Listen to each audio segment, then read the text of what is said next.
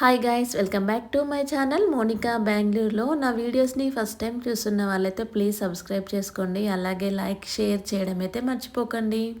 నేను ఎప్పటి నుండో తీసుకోవాలి అన్న ప్రోడక్ట్ అయితే తీసుకున్నాను. అది మీరు కూడా చూసేయండి. వీడియో స్కిప్ చేయకుండా ఎండ్ వరకు అయితే చూసేయండి.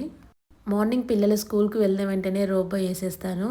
ఈ రోబో క్లీనింగ్ వల్ల అయితే నా పనులన్నీ చాలా ఈజీగా అయిపోతున్నాయి. చాలా నీట్గా కూడా క్లీన్ చేసి పెడుతుంది. కానీ కింద అన్ని తీసి పైన పెట్టడమే కొంచెం ప్రాబ్లము. బట్ అంతా అయితే నీట్గా క్లీన్ చేసి మళ్ళీ దాని స్టేషన్కి వెళ్ళిపోతుంది. బెంగళూరులో 2 డేస్కి ఒకసారి క్లైమేట్ చేంజ్ అవుతుంది. ఒకరోజు కూల్, ఒకరోజు బాగా సన్గా ఉంటుంది. సో అందువల్ల నాకు ఎక్కువగా కోల్డ్ అయిపోయింది. సో ఈరోజు ఇంకా ఫుల్గా వర్షం పడింది మార్నింగ్ అయితే. మార్నింగ్ పిల్లల్ని స్కూల్లో డ్రాప్ చేసి వచ్చేటప్పుడు తోటకూర తీసుకొచ్చుకున్నాను. ఇంకా ఇప్పుడు ఏదైతే 1 డేస్ వేయాలి. పిల్లలకి మార్నింగ్ బ్రేక్ఫాస్ట్ అయితే చేసి అయితే పంపించాను. Breakfast and lunch. ఇప్పుడు ఒక తోటకూర ఆఫ్టర్నూన్ కోసమే అయితే కుకింగ్ చేస్తున్నాను. ఇందులో కావాల్సింది గార్లిక్ కదా. సో గార్లిక్ వేస్తేనే కర్రీ చాలా బాగుంటుంది. అలాగే ఎండుమిర్చితో చేస్తాను. కొందరు పచ్చిమిర్చి టమాటో వేసి కూడా తోటకూరని చేస్తారు. చాలామంది చాలా రకాలుగా చేస్తారు. బట్ నేను ఎప్పుడు ఒకే స్టైల్లోనే చేస్తాను. ఎందుకంటే అదర్ స్టైల్స్ నేను ట్రై చేశాను పప్పు వేసి, బట్ అంత టేస్ట్ అనిపించలేదు. అందుకే రెగ్యులర్గా ఎలా చేస్తానో అలానే చేసేస్తాను కర్రీ. మనం ఫస్ట్ నుంచి వెళ్ళి దేనికి అలవాటు పడతామో సో అలానే తినాలి అనిపిస్తుంది కదా. కొన్ని కొన్ని వాటిలో మాత్రము చేంజ్ చేసుకుంటాం, కానీ కొన్ని కర్రీస్ మాత్రం ఫస్ట్ నుంచి ఎలా కుకింగ్ చేసుకున్నామో అలా చేసుకుంటేనే తినాలనిపిస్తుంది నాకైతే.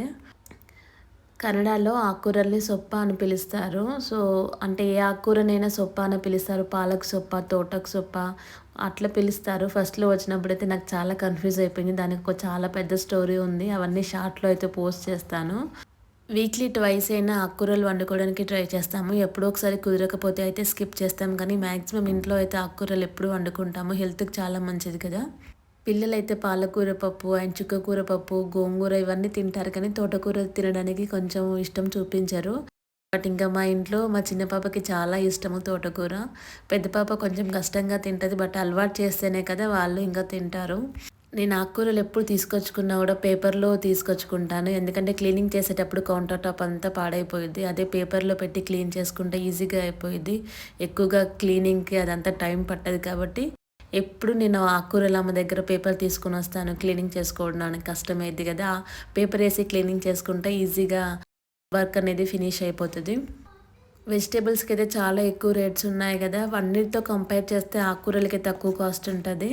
సో అవి 10 రూపీస్కి ఒక కట్ట అమ్ముతారు. అదే వెజిటేబుల్స్ అయితే కేజీ వచ్చేసి 100 పైనే ఉంటుంది. సో అందుకే ఆకుకూరలే బెస్ట్ అనిపిస్తుంది కొన్ని టైమ్స్లో మాత్రము. ఇంకా పాపని స్కూల్ నుండి తీసుకొచ్చినాక ఇంకా ఇద్దరం కలిసి అయితే లంచ్ అయితే చేసాము. నేను ఒక ప్రోడక్ట్ అయితే తీసుకున్నానని చెప్పాను కదా, మీరు కూడా చూసేయండి. చాలా డేస్ నుంచి వెళ్ళి నేను ఒక ప్రోడక్ట్ తీసుకోవాలి అనుకున్నాను. బట్ నా కోసమని కాదు, పిల్లలకి నాకు ఇద్దరికి యూజ్ అయ్యింది. అదేంటో ఇప్పుడైతే చూపిస్తున్నాను. ఈ స్టడీ టేబుల్ కూడా దాని పర్పస్లోనే తీసుకున్నాను. ఎప్పటి నుండో ఒక ల్యాప్టాప్ తీసుకోవాలి అనుకున్నాను, బట్ ఇంత మంచి బ్రాండెడ్లో తీసుకుంటాను అసలు ఎక్స్పెక్ట్ చేయలేదు. ఇంట్లోనే ఉంటాను కదా, నాకు అంత పెద్ద బ్రాండ్ అవసరం లేదు అనుకున్నాను. బట్ మా హస్బెండ్ మాత్రం నా కోసం అయితే మంచి ల్యాప్టాప్ అయితే గిఫ్ట్ ఇచ్చారు. చాలా డేస్ అవుతుంది, ఒక 1 మంత్ ఎబోనే అవుతుంది తీసుకొని. బట్ ఓపెన్ అయితే చేయలేదు. జస్ట్ వచ్చినాక ఓపెన్ చేసి అలా పక్కన పెట్టేశాను. నాకు వీడియో తీసుకోవడానికి అంత టైం లేకుండే. నేను ఎప్పుడు మ్యాక్బుక్ కొంటానైతే అసలు ఎక్స్పెక్ట్ చేయలేదు. ఏదో నార్మల్ కంపెనీస్ శాంసంగ్ అట్లా తీసుకుంటా అనుకున్నాను. ఎందుకంటే ఇద్దరు పిల్లలు ఉన్నారు కదా, ఇప్పుడు ప్రపంచం అంతా ఇంటర్నెట్లోనే నడుస్తుంది కాబట్టి ఈ జనరేషన్లో ఇంట్లో ఒక ల్యాప్టాప్ అయినా ఉండాలి. బట్ ఇంత యాపిల్ ల్యాప్టాప్ తీసుకుంటాను అసలు ఎక్స్పెక్ట్ చేయలేదు. ఈ మ్యాక్బుక్లో అయితే ఆపరేటింగ్ చేయడము కొంచెం కష్టంగా ఉంటుంది అన్నిటితో కంపేర్ చేస్తే. రెగ్యులర్గా యూస్ చేస్తే ఇంకా ఈజీ అయిపోతుంది మనకు ఆపరేటింగ్. నేను తీసుకున్నప్పుడు అయితే నేను అమెజాన్లో తీసుకున్నాను. 55,000 ఏమో పడింది. అప్పుడు ఆఫర్ ప్రైస్లో వచ్చింది. ఇప్పుడు కాస్ట్ వచ్చేసి అయితే చాలా ఎక్కువగానే చూపిస్తుంది. ప్యాకింగ్ కూడా చాలా బాగా చేసి పంపారు. ఇందులో ఛార్జింగ్ లేదు, అందుకే ఛార్జింగ్ అయితే పెట్టేస్తున్నాను. నేను ఈ ల్యాప్టాప్ ఎందుకు తీసుకున్నా అనేది కూడా మీకు ఎక్స్ప్లెయిన్ చేస్తాను. ల్యాప్టాప్కి సంబంధించినవన్నీ అమెజాన్లోనే ఆర్డర్ చేసుకున్నాను. దీనికి సంబంధించి ఒక బ్యాగ్ కూడా ఆర్డర్ చేశాను. ఊరికి వెళ్ళినప్పుడు మనము దాన్ని కేర్ఫుల్గా తీసుకెళ్ళాలి కదా. సో బట్టలలో పడితే పాడైపోయింది కదా, అందుకే జర్నీ పర్పస్లో మాత్రమే బ్యాగ్ తీసుకున్నాను. దీని కాస్ట్ కూడా చాలా తక్కువనే పడింది. ఇవన్నీ లింక్స్ అని నేను కమ్యూనిటీలో పోస్ట్ చేస్తాను. క్వాలిటీ అయితే చాలా బాగుంది. ఇట్లా మనము చార్జర్స్ దీనికి సంబంధించినవి ఏమైనా పెట్టుకోవడానికి కూడా 2 జిప్స్ అయితే ఇచ్చారు, అందులో పెట్టేసుకోవచ్చు. లోపల అయితే చాలా సాఫ్ట్గా ఉంది. ఇంకా రెగ్యులర్గా నా వర్క్ అంతా ఫినిష్ చేసుకున్నాక అయితే ల్యాప్టాప్ ఇందులోనే పెడతాను. ల్యాప్‌టాప్ నాకన్నా ఎక్కువ మా పిల్లలే యూజ్ చేస్తున్నారు వచ్చినప్పటి నుండి. నేను మాత్రము ఫోటోస్, వీడియోస్ నా ఫోన్‌లో స్టోరేజ్ ఎక్కువైతే మాత్రమే ల్యాప్‌టాప్‌కైతే సెండ్ చేస్తాను. అప్పుడు మాత్రమే యూజ్ చేస్తున్నాను. ఇందులో ఇంక నేను ఎడిటింగ్, వీడియోసు అవి ఇంకేమి చేయలేదు. సో, ట్రై చేయాలి. నాకు ఫోన్‌లోనే చేయడము బెస్ట్ అనిపిస్తది. నేను తీసుకున్న మ్యాక్‌బుక్ అయితే M1 చిప్. ఇందులో M2 చిప్, M3 చిప్స్ గూడా ఉంటాయి. వాటి కాస్ట్ అనేది కొంచెం ఎక్కువగా ఉంటాయి. నేనైతే 55-58 బిట్వీన్‌లో తీసుకున్నాను. ఈ రేంజ్‌లో అయితే పడింది. ఈ మ్యాక్‌బుక్‌లో అయితే చాలా మంచి మంచి ఫీచర్స్ ఉంటాయి. 8 జీబీ ర్యామ్ ఉంది. అండ్ 13.3 ఇంచ్ డిస్‌ప్లే గూడా ఉంది. హెచ్‌డీ కెమెరా ఉన్నాయి. యాపిల్‌లో అయితే బ్యాటరీ లైఫ్ గూడా చాలా బావుంటది. ఒకసారి మనం ఇందులో వర్క్ చేయడం స్టార్ట్ చేసినామంటే స్మూత్‌గా అనిపిస్తది. మేమెందుకు ఎస్పెషల్లీ మ్యాక్‌బుక్కే తీసుకున్నామంటే నేను ఈ ప్రెజెంట్ వీడియోస్ తీసేది కూడా ఐఫోన్ 15లోనే. సో, యాపిల్ టు యాపిల్ అనేది మనము డాటా ట్రాన్స్‌ఫర్ చేసుకున్నప్పుడు చాలా ఈజీగా అయిపోతది. మిగతా ఏదైనా ల్యాప్‌టాప్స్ తీసుకున్నప్పుడు డాటా ట్రాన్స్‌ఫర్ అనేది కొంచెం కష్టంగా ఉంటది. ఇంకా మిగతా ల్యాప్‌టాప్స్ అయితే చూసాము. కంపేరింగ్ చేస్తే మాత్రము ఒక 10,000-15,000 దగ్గర ఎందుకు అనేసైతే ఈ మ్యాక్‌బుక్ అయితే తీసుకోవాల్సొచ్చేసింది. నా ఫోన్‌లో స్టోరేజ్ అయిన వెంటనే ఇంకా నా మ్యాక్‌బుక్ అయితే అన్నీ ట్రాన్స్‌ఫర్ చేసేస్తున్నాను. ఈజీగా అయిపోతుంది. మిగతా వేరే ల్యాప్‌టాప్స్ కొంటే కొంచెం ఎక్కువ టైం పట్టేది. ఈ మ్యాక్‌బుక్ అయితే చాలా సాఫ్ట్‌గా, డెలికేటింగ్‌గా అండ్ అసలు లైట్ వెయిట్‌గా అనిపిస్తుంది. పట్టుకుంటే కూడా అంత వెయిట్ అనిపియట్లేదు. ఈ స్టడీ టేబుల్ కూడా ఎప్పుడైనా మనము ల్యాప్‌టాప్‌లో వర్క్ చేసుకున్నప్పుడు యూజ్ అయ్యిద్ది అనైతే ఆర్డర్ పెట్టాడు. దీని కాస్ట్ వచ్చి 400 ఏమో పడింది. ఎప్పటినుండో అయితే నా మ్యాక్‌బుక్ మీకు చూపించాలి అనుకున్నాను. ఫైనల్‌గా ఈ రోజైతే చూపించేశాను.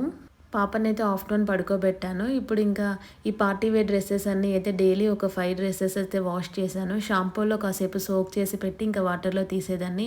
ఈ వర్క్ అంతా నైటే చేసుకునేదాన్ని. ఎందుకంటే మార్నింగ్ అయితే ఎక్కువగా ఎండ పడిద్ది కదా! డ్రెసెస్ అంటే కొంచెం డెలికేటింగ్‌గానే ఉంటాయి పార్టీ వేర్‌యి.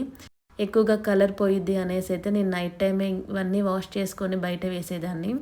మార్నింగ్ అయితే సన్ రాకముందే తీసేసేదాన్ని. పార్టీ వేర్ డ్రెసెస్ అంటేనే చాలా డెలికేటింగ్‌గా ఉంటాయి కాబట్టి వాటిని జాగ్రత్తగా చూసుకోవాలి. ఈ బట్టలన్నీ ఒక 3, 4 డేస్ అయితే పట్టింది వాష్ చేసుకోవడానికి. ఇంకా ఫైనల్‌గా ఇవన్నీ అయితే హ్యాంగర్స్‌కి పెట్టి కబోర్డ్‌లో పెడతాను. నేనెందుకు హ్యాంగర్స్‌కే పెడతాను అంటే కింద క్యాన్ వేస్తాను కదా! ఫోల్డ్ చేస్తే మళ్ళీ ఆ క్యాన్ అంతా పోయి డ్రెస్ షేప్ అనేది పోయిద్ది అనేసైతే అన్నీ ఇట్లా హ్యాంగర్‌కి పెట్టి కబోర్డ్‌లో అయితే పెట్టేస్తాను. క్యాన్ వేయని మాత్రము నార్మల్‌గా ఫోల్డ్ చేసి అయితే కబోర్డ్‌లో అయితే పెట్టేస్తాను. మా పిల్లల డ్రెస్‌లో అయితే ఫుల్ కబోర్డ్ అయితే నిండిపోయిద్ది. వాళ్ళ కోసమే ఒక 2 కబోర్డ్స్ అన్నీ వాళ్ళకే ఉంటాయి. ఇవన్నీ హ్యాంగింగ్ చేశాను కాబట్టి ఎక్కువగా స్పేస్ తీసుకుంటుంది. ఇలా హ్యాంగింగ్ చేస్తేనే బట్టలు నీట్‌గా ఉంటాయి. పిల్లలు కూడా వాళ్ళకి నచ్చిన డ్రెస్ తీసుకుంటారు. మా పిల్లలయి చిన్నప్పటి నుండి పట్టు లంగాలు అండ్ ఫ్యాన్సీ డ్రెసెస్ అవన్నీ అయితే ఒక లాంగ్ వీడియో అయితే చేసి పెడతాను. ఎవరికైనా యూజ్ అయ్యిద్ది. ఎందుకంటే నేను ఎక్కువగా ఫ్యాబ్రిక్ తీసుకొని అయితే స్టిచ్చింగ్ చేపిస్తాను కదా! ఏ ఫ్యాబ్రిక్ అయితే బెస్ట్ ఉంటది పిల్లలకి అవన్నీ అయితే పెడతాను. నా వీడియో చూసిన వాళ్ళల్లో ఒక్కరికైనా యూజ్‌ఫుల్ అయినా కూడా నేను చాలా హ్యాపీగా ఫీల్ అయితాను. ఇవన్నీ వర్క్స్ అన్నీ ఫినిష్ అయ్యేలోపు అయితే పెద్ద పాప కూడా వచ్చేసింది. ఇంకా పాప వచ్చిన వెంటనే మ్యాగీ కావాలనింది. ఈరోజు క్లైమేట్ కూల్‌గా ఉందని చెప్పాను కదా! మమ్మీ వేడివేడిగా మ్యాగీ చేసివ్వు అనింది. మ్యాగీ అంతగా నేనేం ప్రిఫర్ చేయను ఇంట్లో. ఇంకా ఏమీ లేనప్పుడు చేయక తప్పదు కదా! అప్పుడప్పుడు ఇట్లా జంక్ ఫుడ్ ఇస్తాను. ఇంట్లో ఎవరో ఒకరు ఉంటారు కదా! జంక్ ఫుడ్ తినొద్దు, హెల్తీ ఫుడ్ తీసుకోవాలని. మా ఇంట్లో అయితే మా హస్బెండ్ ఎక్కువగా చెప్తారు పిల్లలకి.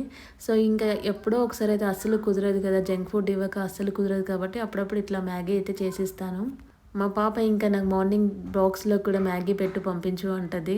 బట్ వేడివేడిగా తింటేనే బావుంటది. మార్నింగ్ బ్రేక్‌ఫాస్ట్ టైం వరకు అంతా చల్లగా అయిపోతదనైతే నేను తీసివ్వను. ఇప్పుడైతే వెజిటబుల్స్ అన్నీ అయితే తీసుకొచ్చుకున్నాను. ఇవన్నీ కట్ చేసుకొని బాక్స్‌లో స్టోర్ చేసుకుంటాను. ఇంకా మార్నింగ్ నాకు కుకింగ్ చేసుకున్నప్పుడు చాలా ఈజీగా అయ్యిద్ది. నాకు మార్నింగ్ లేచిన వెంటనే ఈ వెజిటబుల్స్ అన్నీ కట్ చేసుకొని కుకింగ్ చేయాలి అంటే చాలా కష్టమైపోద్ది. 7:30 కల్లా స్కూల్‌కెళ్ళిపోతారు కాబట్టి, ఇంకా నాకు మార్నింగ్ ఇట్లా కుకింగ్ చేసేటప్పుడు చాలా ఈజీగా అనిపిస్తది కట్ చేసి పెట్టుకున్నప్పుడు. ఎప్పుడో ఒకసారి కట్ చేసి పెట్టుకోను. ఇంకా ఆ రోజు నాకు ఫుల్లు హడావిడి అయిపోతది. ఆ రోజే ఇంకా లేట్ అయిపోయిద్ది. ఈరోజు సొరకాయ, బీరకాయ అయితే తీసుకొచ్చుకున్నాను. ఇంకా ఇవన్నీ కట్ చేసి అయితే ఫ్రిడ్జ్‌లో స్టోర్ చేస్తాను. మార్నింగ్ లేచిన వెంటనే ఫస్ట్ నేను ఫ్రిడ్జ్‌లో నుంచెళ్ళి తీస్తాను. ఎందుకంటే కూలింగ్ పోయినాక కర్రీ చేసుకుంటే బావుంటది కదా! సొరకాయతో అప్పుడప్పుడు చట్నీ చేస్తాను. మోస్ట్ ఆఫ్ ది టైమ్స్ అయితే బీరకాయ చట్నీయే చేస్తాను. ఇంట్లో అందరికీ ఇంకా బీరకాయ చట్నీయే ఇష్టము. ఇంకో సైడ్ అయితే మ్యాగీ కూడా రెడీ అయిపోతుంది. కొంచెం సిమ్‌లో పెట్టాను నేను మ్యాగీ. ఎందుకంటే మంచిగా కుక్ అవ్వాలనేసి అయితే. మా పిల్లలు వెయిటింగ్ అసలు ఏది రెడీ చేసినా ఎప్పుడైద్ది అని అయితే వెయిటింగ్ చేస్తారు. పిల్లల మెంటాలిటీ అట్లే ఉంటది. సో, వాళ్ళు తినేది తక్కువ దానికోసం వెయిటింగ్ చేసేది ఎక్కువ. సో ఫైనల్గా అయితే ఇంకా పిల్లలకైతే పెట్టేశాను. బీరకాయలు అండ్ కట్ చేసుకున్నాను. పొట్టుతో కూడా చట్నీ చేస్తాను. బీరకాయలు అండ్ కొంచెం పొట్టు వేసి చట్నీ చేస్తాను. టమాటో యాడ్ చేస్తాను అందులో. అసలు టమాటో లేకుండా అయితే ఏ కర్రీ చేయలేమా అనిపిస్తుంది కొన్నిసార్లు. టమాటో ఉంటేనే కర్రీస్ టేస్టీగా అనిపిస్తాయి.